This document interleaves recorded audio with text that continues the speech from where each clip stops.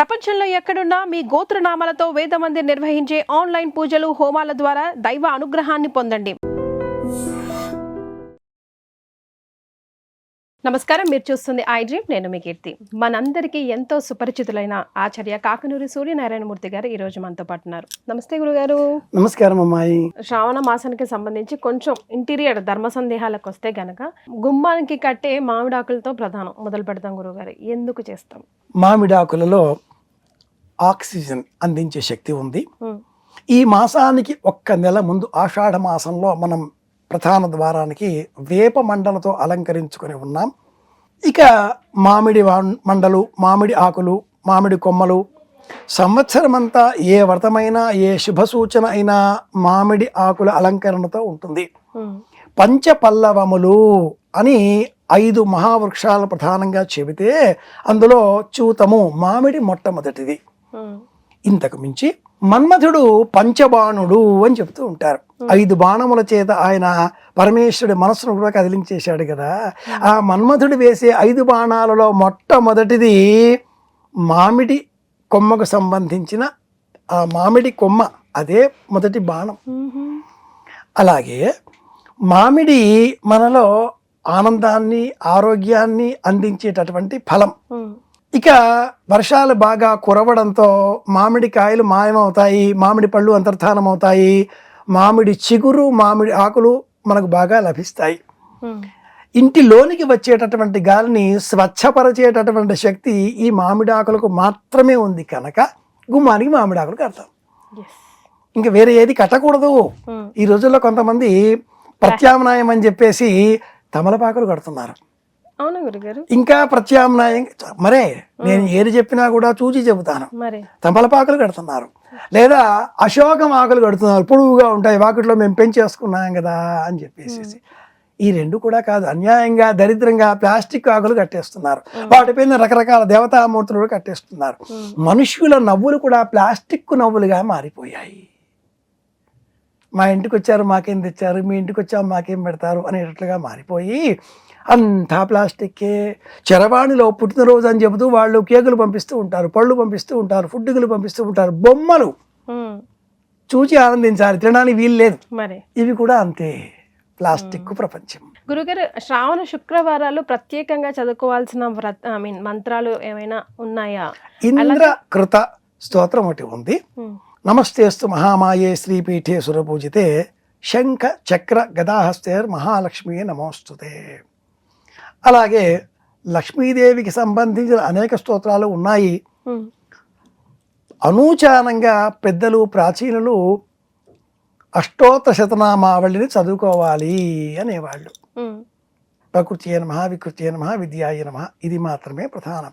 మనం లలితా సహస్రనామావళి చదువుతూ ఇంకా ఏదేదో కకార లలితా సహస్రనామావళి, కకార మహాకాళి అష్టోత్తరం, కకార మహాకాళి సహస్రం భయపెట్టి పూజలు చేయొద్దు. ప్రకృతిని ప్రకృతిగా పూజించాలి. పూజలో ఏమాత్రం లోపం దొరలినా వికృతిగా మారుతుంది. ఆ బుద్ధి చెప్పడం కోసమే ఈ నామావళి. వరలక్ష్మి వ్రతంలో 21 పువ్వులతో ఒక ప్రత్యేకమైన పూజ చేస్తాం. అందులో చంచలాయై నమః పాదో పూజయామి, చపలాయై నమః జానుని పూజయామి, విష్ణువాసిన్యై నమః అలా చెబుతూ ఉంటాం. చంచల లక్ష్మి, నా జేబులో ఉంటే నా డబ్బు, మీ దగ్గర ఉంటే మీ డబ్బు. చపల నిరంతరం గుడ్లగూబ వాహనంగా ఉంటుంది కదా, నిలుచుని ఉంటుంది కదా. కమలే కమలాలయ ప్రసీద ప్రసీద, కమలములతో పూజిస్తాం కదా. డబ్బు ఎప్పుడు నాకు కావాలి అని కోరుకోకూడదు. మనకి ఎంత ప్రాప్తమో, మనకు ఎంత ఇవ్వదగినటువంటి పుణ్యబలం మనం చేసుకుని ఉన్నామో పరమాత్ముడు అంతే ఇస్తాడు. అంతకు ఎక్కువగా ఒకవేళ మనం ఆశించి సముపార్జించినా కూడా అన్యాయార్జితం విత్తం 10 సంవత్సరాలకు మించి ఉండదు. ఆ 10 సంవత్సరాలు మనల్ని పీల్చి పిప్పి చేస్తుంది. కాబట్టి ధనం కోరుకోకుండా చంచలమైన చపరచిత్తం గల ఈ అమ్మవారు నాకు ఆనందాన్ని ఇస్తే చాలు, ఎప్పుడు నవ్వుతూ ఉంటే చాలు, ఇది నేర్చుకోవాలి. గురుగారండి, మేమంతా పోటీగా నైవేద్యాలు అమ్మవారికి ఏం ప్రసాదం పెట్టాలి అని ఆలోచిస్తూ ఉంటాము. అసలు ప్రీతికరమైన నైవేద్యం అమ్మవారికి సమర్పించాల్సింది ఇది. 21 నైవేద్యముల ప్రస్తావన ఉంది. మూల వ్రతంలో 9 అన్న సంఖ్యతో భక్ష్య భోజ్య చోహ్య లేహ్య పాయసములు అనే 5 రుచులతో కూడుకున్న షడ్రసములతో కూడుకున్న పదార్థం సమర్పించాలి అని మాత్రమే ఉంది. తప్పనిసరిగా మనం అపూపములు భక్ష్యం మాత్రం చేయాలి.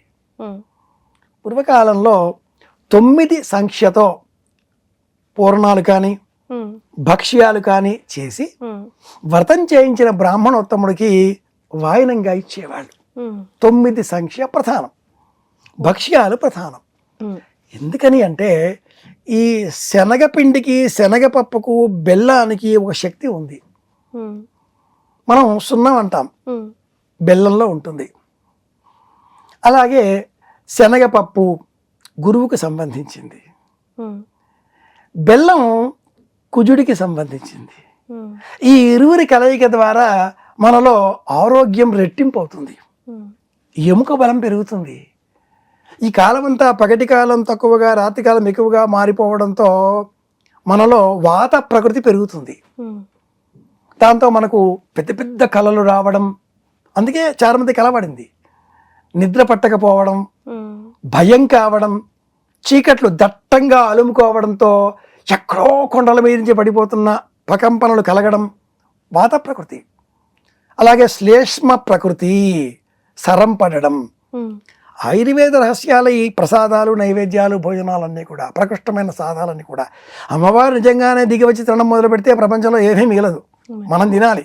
నైవేద్యం పెట్టి కళ్ళు మూసుకొని దండం పెట్టేసిన తర్వాత ప్రాణాయ స్వాహ ప్రాణాయ స్వాహ అని చెప్పాక అక్కడ 5 అరటిపళ్ళు లేకపోతే మన గుండె అవుతుంది. నేను ఇక్కడ 5 అరటిపళ్ళు నైవేద్యం పెట్టాను, ఇప్పుడు 4 ఉన్నాయి, ఒకటి ఏమైంది, అమ్మవారు తింది అని పిల్లలన్నా భర్త అన్నా మనం నమ్మం. ఆకలేస్తుంది, మీరే తిన్నారు కదా, ఆలస్యం అయిపోయిందిలే పూజ అంటాం. నైవేద్యాలలో ప్రధానం భక్ష్యం, శనగపప్పు, బెల్లం, అలాగే నానబోసిన శనగలని వాయనంగా ఇవ్వడం. ఈ లక్ష్యంతో ఈ ఒక్క భక్ష్యాన్నే 9 సంఖ్యలో చేసి వాయనంగా ఇవ్వాలి. ఇది ముఖ్యం. ధన్యవాదాలు. కృష్ణార్పణం.